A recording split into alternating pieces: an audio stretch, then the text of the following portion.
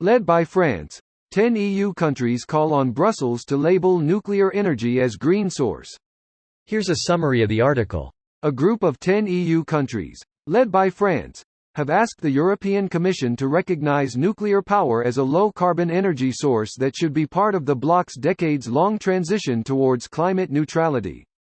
Tapping into Europe's ongoing energy crunch, the countries make the case for nuclear energy as a key affordable, stable and independent energy source that could protect EU consumers from being exposed to the volatility of prices. The rise of energy prices have also shown how important is it to reduce our energy dependence on third countries as fast as possible, says the letter, as seen by Euronews.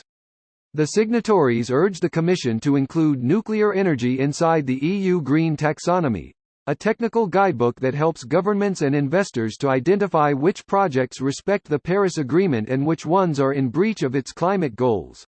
Despite the urgency to combat climate change, member states are still unable to reach a consensus on whether nuclear constitutes a green or dirty energy source. While renewable energy sources play a key role for our energy transition, they cannot produce enough low-carbon electricity to meet our needs at a sufficient and a constant level, the letter says, describing nuclear power as a safe and innovative sector with the potential of sustaining 1 million high-qualified jobs in the near future. The paper says greenhouse gas emissions from nuclear plants are comparable to those released by hydropower and wind, an assessment shared by the International Energy Agency and the United States Department of Energy. This post received a score of 18,000, with an upvote ratio of 95%. Here are the top comments in response to this article. Greater than on the one side, Germany, which plans to shut down all its reactors by 2022, is leading the anti-nuclear cause, together with Austria, Denmark, Luxembourg and Spain. Yeah, EU will not agree on such a thing. I wonder where Italy stands on this matter. Italy closed all the nuclear plants by 1990. To add on that, Italy also had 2 referendums in which voted against using nuclear power plants in 1987 and in 2011. Both votes very much emotionally charged as they came just after Chernobyl, 1986, and Fukushima, 2011. In order to tackle climate change and transition away from fossil fuels, nuclear energy has to be on the table. I'll be in favor of having nuclear plants in Australia, not in Italy. Nuclear plants, the last time I checked, take 10 years to build, anyway. We would have to rely on fossil fuels in the meantime, and if we can avoid to rely on fossil fuels, then nuclear would be useless anyway. I find that nuclear rises as much problems as it solves. As a general rule, I would go against building nuclear plants in seismic countries. There are enough stable regions in the EU to power the rest. Italy can have the solar farms. Whatever concerns people have with nuclear waste, it is still a power source that doesn't contribute to climate change. So at minimum it's a worthwhile stopgap to get off our dependence on coal power. It is statistically the safest form of energy production. So it's good long-term too.